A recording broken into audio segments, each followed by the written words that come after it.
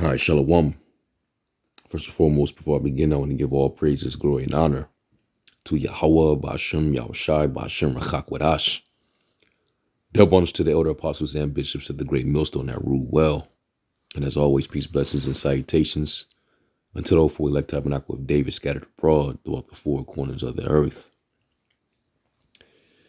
Yeah, we're living in perilous times, which Paul was, giving a warning that in the last days, you're going to see all type of manner of, immorality. You're going to have people that are,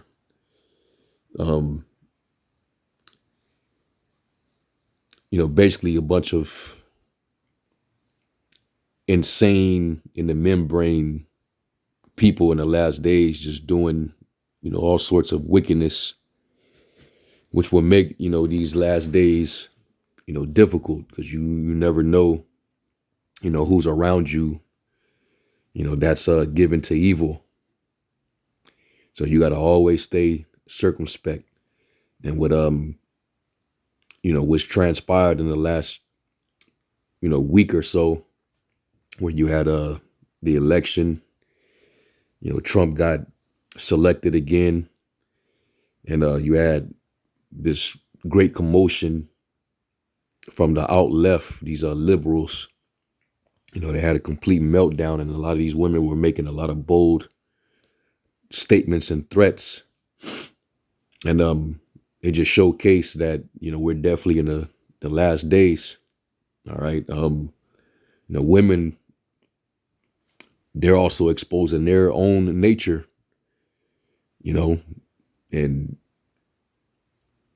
this is why, we always talk about, brothers being mindful and wise when it comes to dealing with these modern women, because you never know what you're dealing with.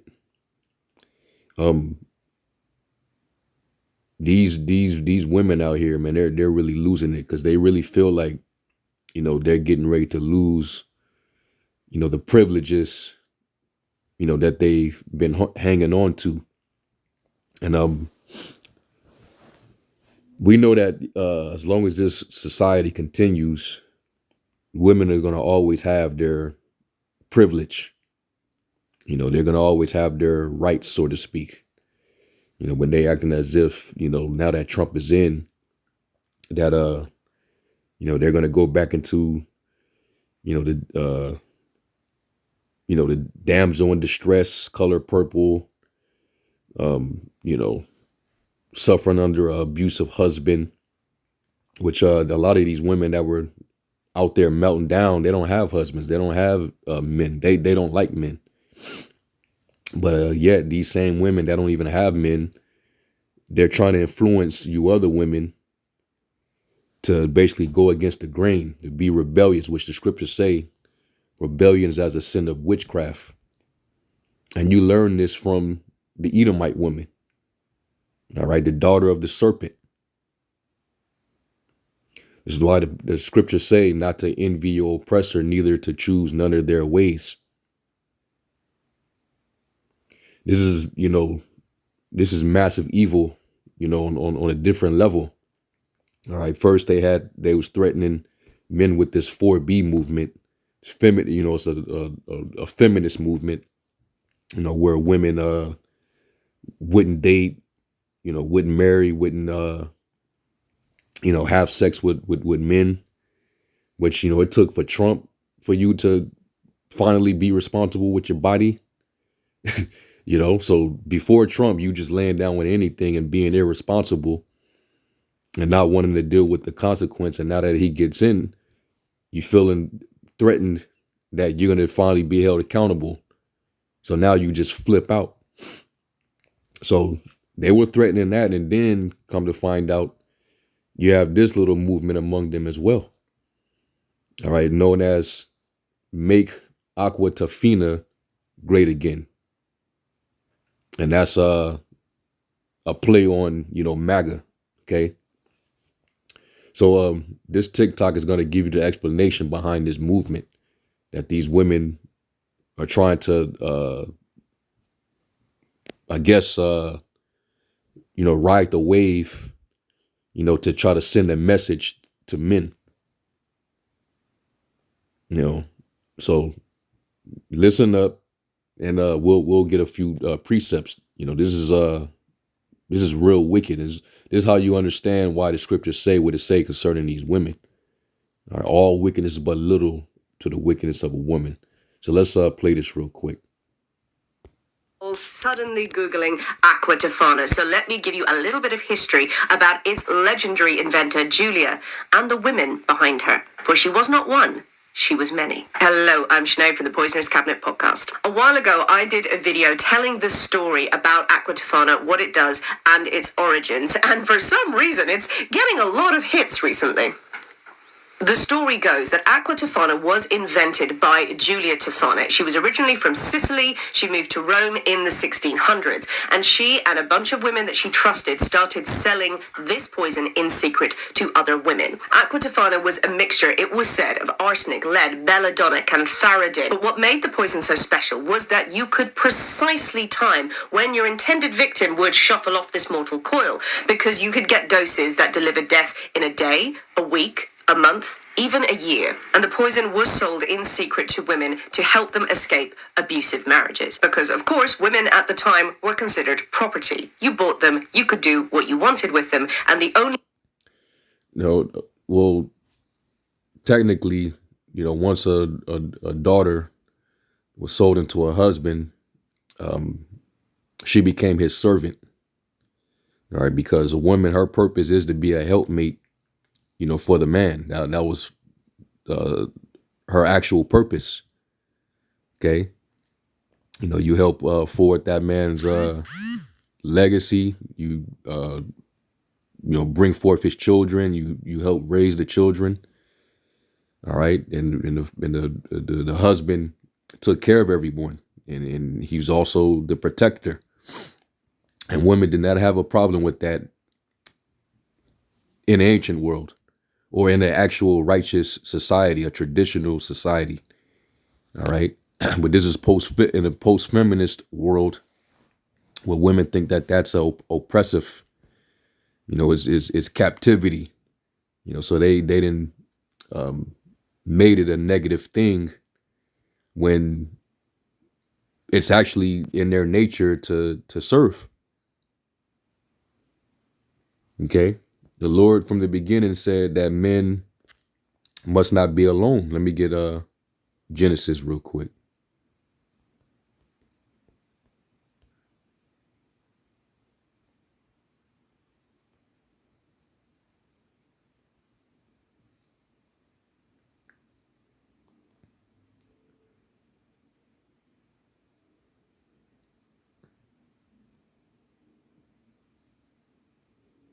Let me see.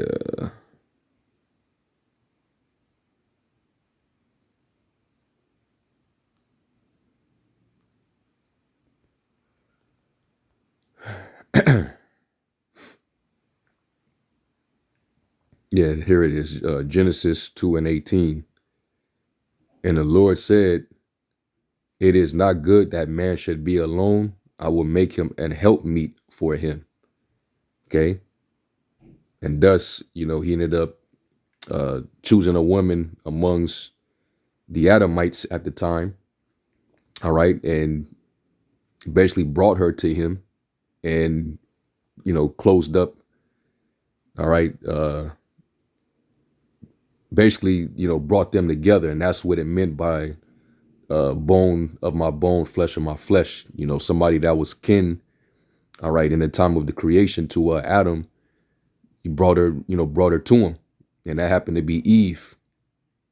All right. And they became one flesh. They became a union. All right. They didn't, the Lord didn't pull, actual rib off of Adam, did perform surgery on him and took a rib and created a whole human out of a rib. How is that possible? So we know that what this is actually talking about. Okay. So, he brought a woman to Adam so that he can have a helpmeet. And what do you think a woman is? When you look up woman, it means female servant. All right. And the Lord, let's go to 1 Corinthians 11. Yeah, 1 Corinthians 11:1, it says, "Be ye followers of me, even as I also am of Yahushai. Now I praise you, brethren, that you remember me in all things and keep the ordinances as I deliver them to you. But I would have you know that the head of every man is Yahushai, and the head of the woman is the man, and the head of Yahushai is the Most High." And this devil who turned everything upside down, all right, he destroyed this particular order, especially amongst the tribes, you so-called Negroes, Latinos, and Native Americans. Okay, that's the traditional order, but you've been far removed from it, following after the serpent. Primarily are women. All right, they allowed the serpent to poison their mind. Fed them that jungle juice, that wine, and now they staggering without strong drink. Okay, they're drunken but not with wine. They stagger but not with strong drink. And that's those poisonous philosophies that this devil came with, and had you believing that the natural order was wrong all along. So you went against the grain. You don't want a head.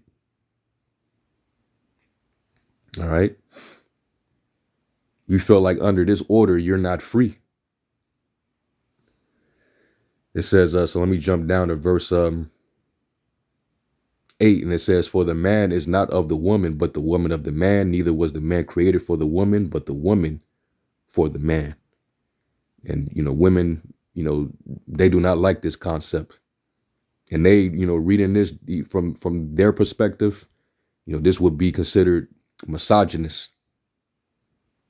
So in retrospect, these women, they hate the Most High. All right. And rebellion, like the scriptures say, is as the sin of witchcraft. And you had several women in the scriptures that were primary examples. You had Queen Vashti. She was trying to influence the women to be disobedient to their husbands by not following her husband. And he simply got rid of her and replaced her. You had Michal, Saul's daughter. She didn't like David, being in the moment. He was dancing. He had just got the victory and brought the Ark of the Covenant back to the city. So he was dancing. His garment came up, and he was in the moment, and she didn't like what she saw because she saw that there were other women by, and they was getting a little flattered by what they were seeing. She got jealous, and when David came in the home, she started talking shit.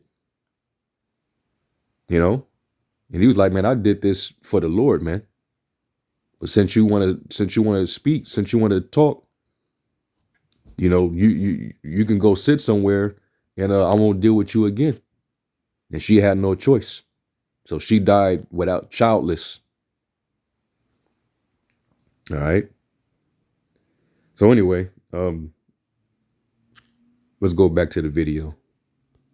The escape for most of these women was death, either their own or their husbands. The story of Aqua Tofana was sensationalized over the centuries by different male writers. In the 1800s, you have a couple of writers giving great detail about the beauty of how Aqua Tofana was wielded, but also calling the women witches, betrayers, and saying nothing of the actual. Well, that is witchcraft. All right, you disobeying your husband, that's rebellion. And the scriptures do say rebellion is as the sin of witchcraft. And also, if you're going to administer poison, as a device to murder your own head, your own husband, you're considered a witch, because that's exactly what witchcraft does. Let's go to let me see. Let's go to Revelation 20:21.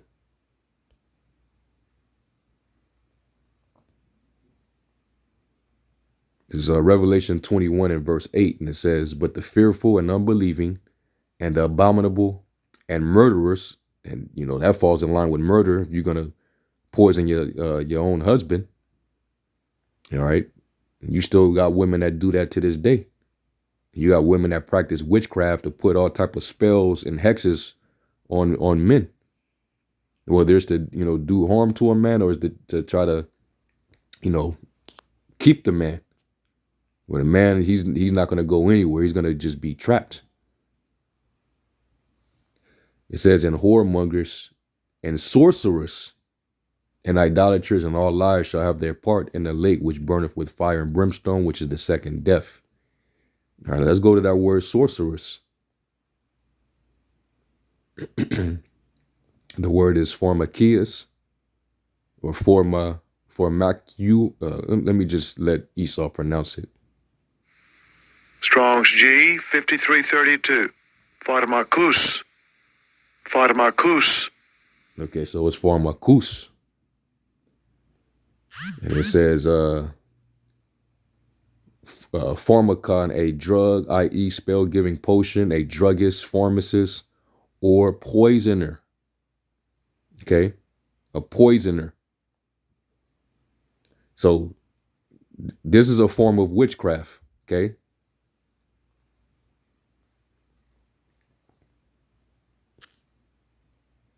So let's go back. So that's witchcraft. And the Lord said, thou shalt not suffer a witch to live.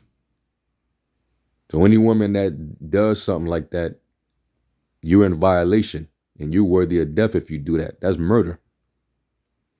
But is this the movement that you're gonna hop on because you're mad that that hag, that Indian hag didn't get in office?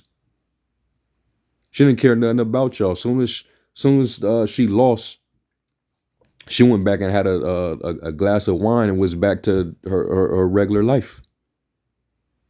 She didn't look like she was that bothered at all. Like, okay, hey, the mission is now complete. She already know behind the scenes that Trump is going to continue, with the agenda, because behind the closed doors. They're on the same side, man. All right. They're on the same side. They all are controlled by the same overlords. They all have to take their pecking orders from the same cabal. And these idiot women, they don't really understand it. But witchcraft, enchantment was done upon these people. All right, a major psyop. It did a number on them, on both sides. Got these people bugging the hell out, man. This is complete folly and madness. But this is what we're going to be seeing in these last days on a high level. That's why the Lord got to destroy this place. But anyway, let's finish this out.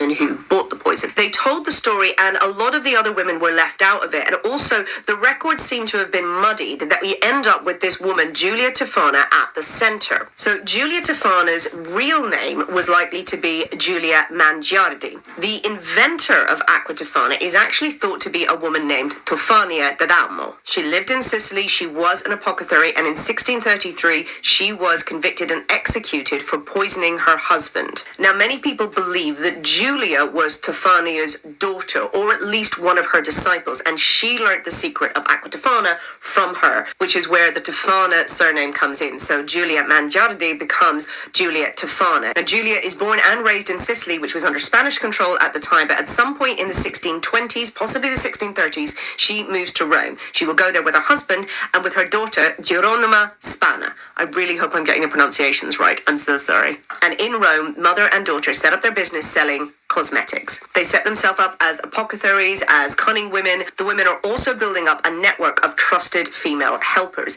They have women working with them to procure the different poisons to make Aqua Tofana and also to get clients. You had to, apparently, know someone who had already worked with the Tofana brand, as it were, before you could access the poison. So you had to be referred in by an existing customer. So there could be no men just dressing up and going, poison please. Now, instead of Julia Julia being captured and tortured and executed for her poisoning crimes, it's thought that she may have died peacefully in her sleep around 1651, and her daughter carried on the business with her army of helpers. And unfortunately, it was Geronima who was arrested when one client gave away the secrets of the poison ring. Geronima was put on trial along with her other female helpers. These women confessed their crimes after much spiky treatment. While the exact who's who of the story has been amalgamated and convoluted over the years, the central story remains. There was a ring of female, very talented poisoners operating in Italy in the 1600s,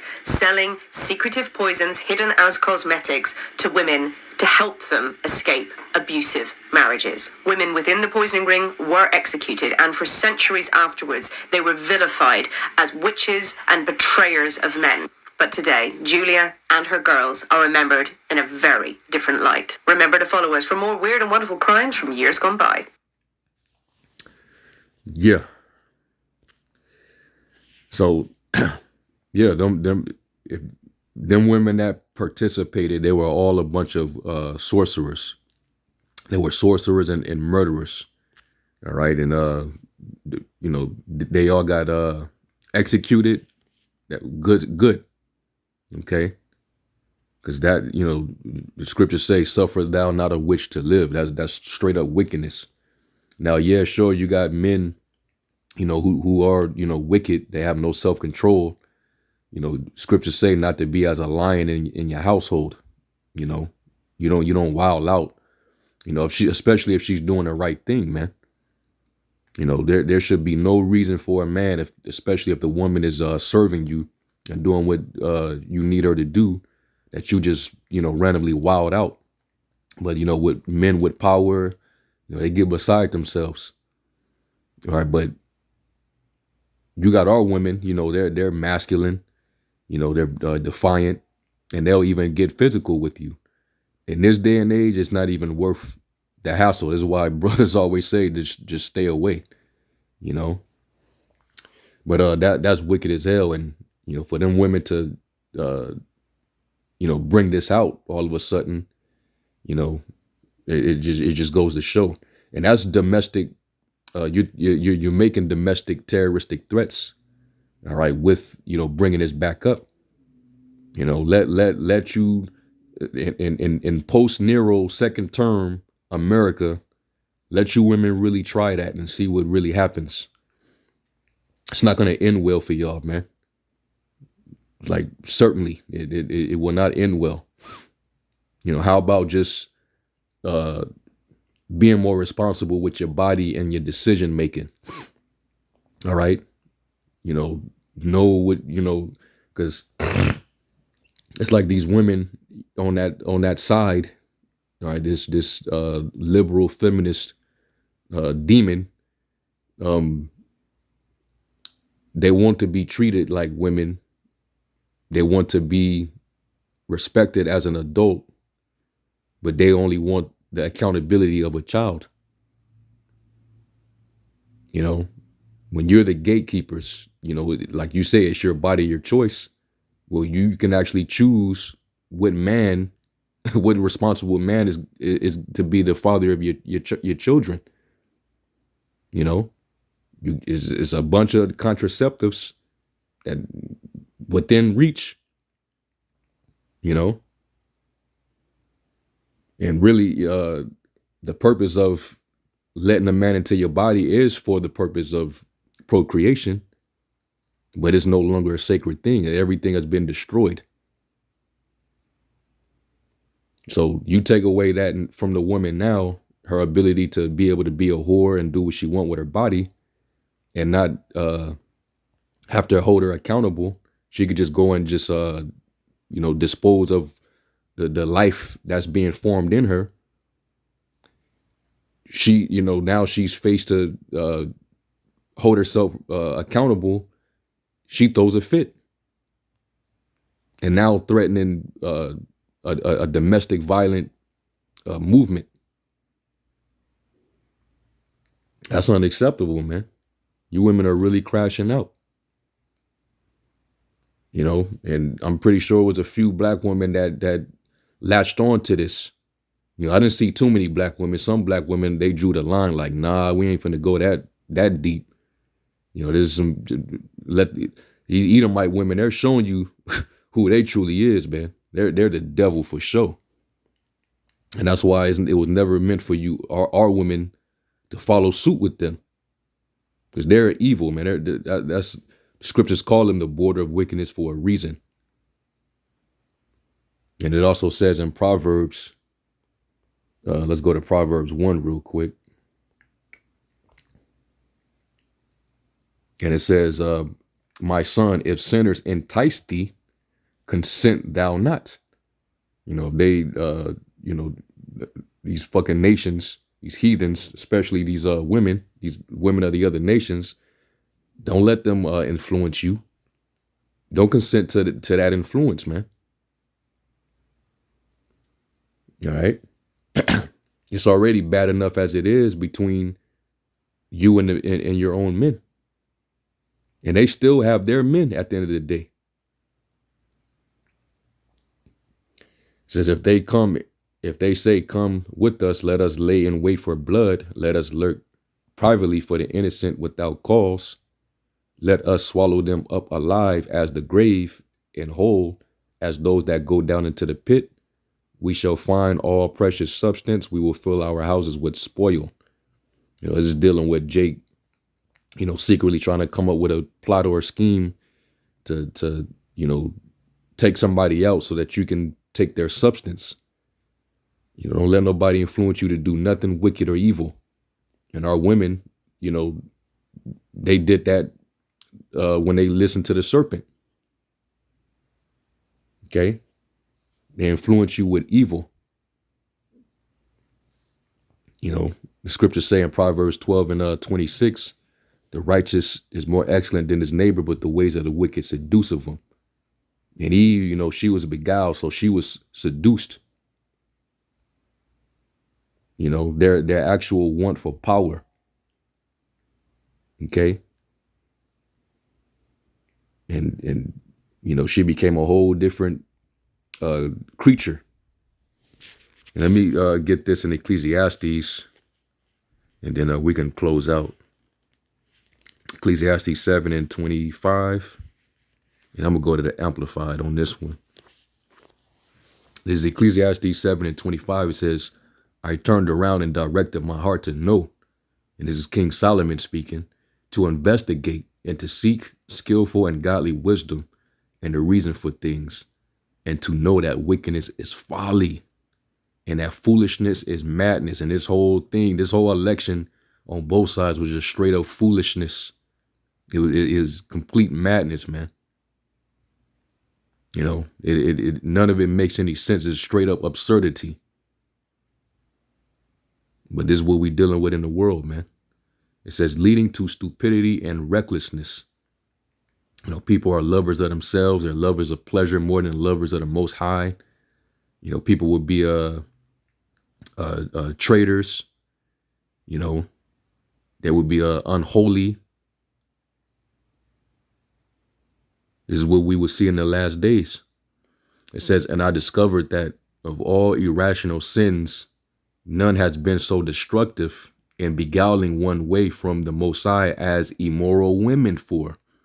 More bitter than death is the woman whose heart is composed of snares and nets, and whose hands are chains. Whoever pleases the Most High will escape her, but the sinner will be taken captive by her evil. And the Lord, if you ain't right, the Lord will give you over to these kind of women. Behold, I have discovered this, says the preacher, while adding one thing to another to find an explanation, which I am still seeking, but have not found. I have found one man among 1,000 who pleases the Most High, but I have not found such a woman among all these 1,000 in my harem. And we know Solomon, he married 700 wives, Israelite princesses, and 300 concubines. And he said not one of them pleased the Most High. That's saying a lot. So we're seeing in these last days, why the scriptures say what it says. But you do have a remnant among our women that are of the elect that are returning back to the way, and they acknowledge their faults, and they're fighting that fight and continue on that path to fight that fight. Now, we all are new creatures in Yahweh Shai, male and female. Separate ourselves from this wicked, evil world, because this world's going to pass away with these type of people in it. But yeah, this is a new wave of evil. These women try to come back and hop on this wave. Man, it's going to get crazy. The men are going to take the gloves off. All right. And all hell will break loose for you women. It won't go in the favor of you women. You can try to go to your mediums and perform your little witchcraft. All right. Do your little, whatever you think you're going to do.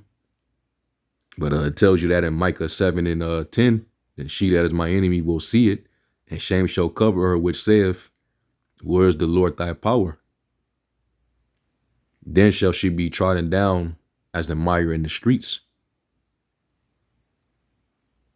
So, yeah, man, I just want to bring this out. Lord willing, Yahweh edified. I'm going to give all praise to Yahweh Bashem Yahweh Shai. And to the next lesson, Shalom.